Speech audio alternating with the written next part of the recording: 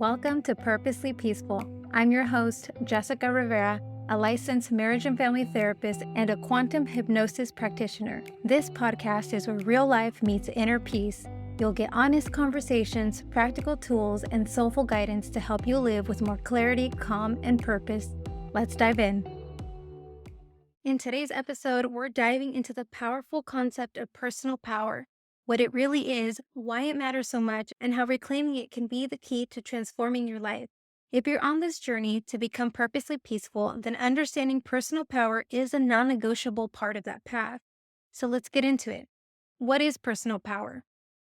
Let me explain my interpretation of what personal power is. And to me, it's something that every single one of us has, but most of us, we don't fully tap into it. We forget, we give it away, and sometimes we don't even recognize it for what it is. Just to be clear, I'm not talking about the kind of power that we can exert over others. This isn't about control, manipulation, or forced anything. I'm talking about the kind of power where you take ownership of your own life, your thoughts and emotions, your decisions, your energy. To me, personal power is your inner strength, your energy field, your self-trust, and your ability to choose how you want to live. It holds your infinite potential. And when you learn how to harness it, it becomes the foundation for a peaceful, purposeful, and fulfilling life. Let me talk a little bit more about what personal power is not. It's not about being loud. It's not about being bossy or aggressive or trying to control everyone around you. It's not about perfection. It's not about having all the answers. It's about how you show up for yourself. It's that quiet confidence that says, I know who I am. I know what I value. I know what I deserve. And I get to choose what I allow into my life. So let me share a story. This one's a little personal. I did touch on it in my introduction, but it's also one of the clearest examples I have of what it looks like to give your power away. Let me take you back to when I didn't even know what personal power was. I was in a very unhealthy relationship. I was young. I hadn't matured emotionally the way I wish I had been. I didn't see the full picture. I didn't realize it at the time, but I was giving away my power every single day. Someone was overpowering me, and instead of standing in my truth, instead of figuring out how to navigate myself out of that situation, I handed over my voice, my confidence, my choices over and over again. I put up with things that I knew weren't okay. I ignored the red flags. I made excuses. I enabled. And while yes, I was treated horribly, I had to face a very hard truth years later. He only kept taking my personal power because I kept giving it to him. That truth hit hard. But facing it is what I needed to start reclaiming my power. It didn't mean I had to fight back.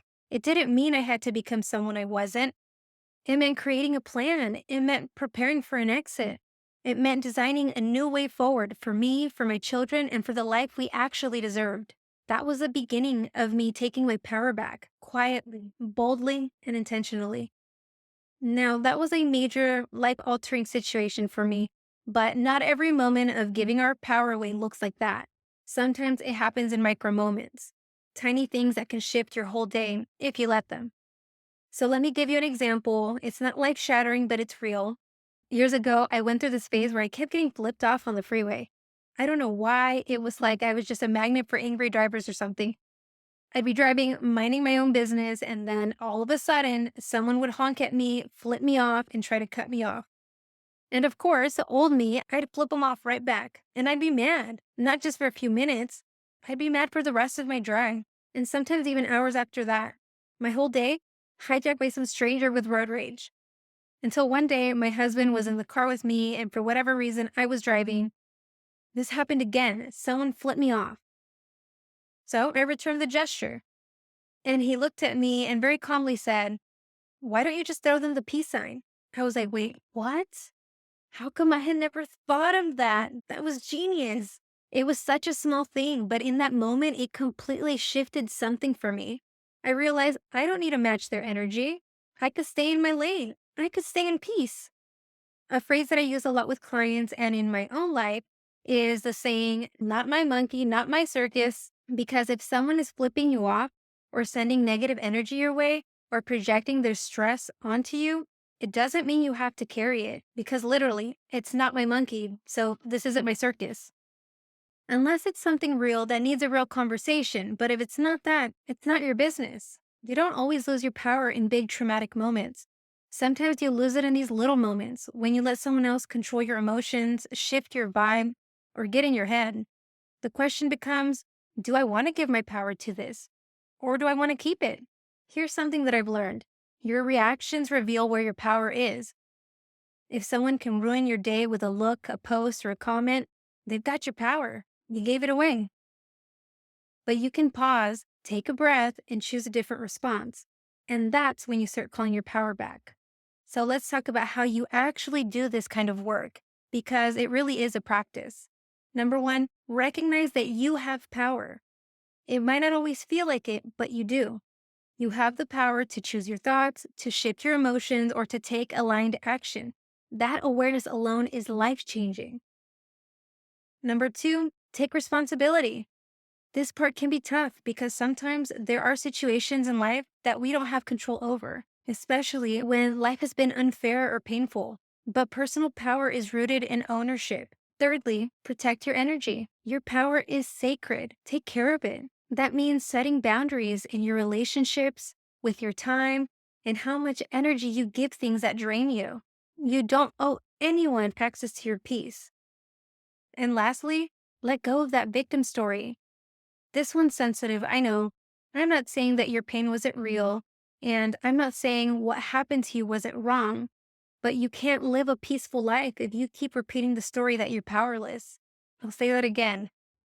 You can't live a peaceful life if you keep repeating the story that you're powerless. You have to rewrite that story. And if you're listening to this right now, that's your sign. One of the tools that I use to track my personal power and to take it back is journaling. When I journal, I pour it all out, my emotions, my wins, my losses, my triggers, and I always end with one powerful question. What was the lesson here? Good or bad, what was the lesson? What is it showing me about my personal power? Sometimes it's messy, sometimes it's profound, but journaling, it's always revealing. Like the time I read a journal entry I had written years earlier, I was so mad. And guess what I was mad about? My husband's socks. Yep, his socks on the floor. I was full on heated. And I was reading that years later and I laughed. Like, of all the problems in the world, that's what I gave my power to. And this is what journaling helps us see: the patterns, the triggers, the places where we're giving our power away to stuff that honestly, it isn't even worth it. I want to say this clearly. You have never been powerless. Even if you felt like you were, even if you forgot, you've always had personal power. It's yours and no one could take it from you. And maybe today is the day where you consciously start claiming it back. This might sound cheesy, but I believe that I'm going to live the life of my dreams, the best version of myself. Not because life is perfect and not because I'm perfect, but because I've chosen to stop giving my power away. I'm using my energy, my focus, my emotions on purpose. And I want the same thing for you. If you're listening to this right now, you're already doing the work. You're already on your way, layer by layer, moment by moment. Whether you're navigating something major or just working on not flipping people off on the freeway, this is the work. And the power to do it, it's already within you. So let me ask you one last question. Is your life going to be chaotic, reactive, overwhelming, or is it going to be purposely peaceful? The choice is yours. Thank you so much for being here today. If this episode resonated with you, please follow, subscribe, or share it with someone who needs to hear it. And until next time, take care of your peace. Thanks for spending a little time with me today. I hope something here met you right where you are. This podcast is for inspiration only and not a substitute for therapy. Please reach out to a licensed professional if you need support. I'll catch you on the next one.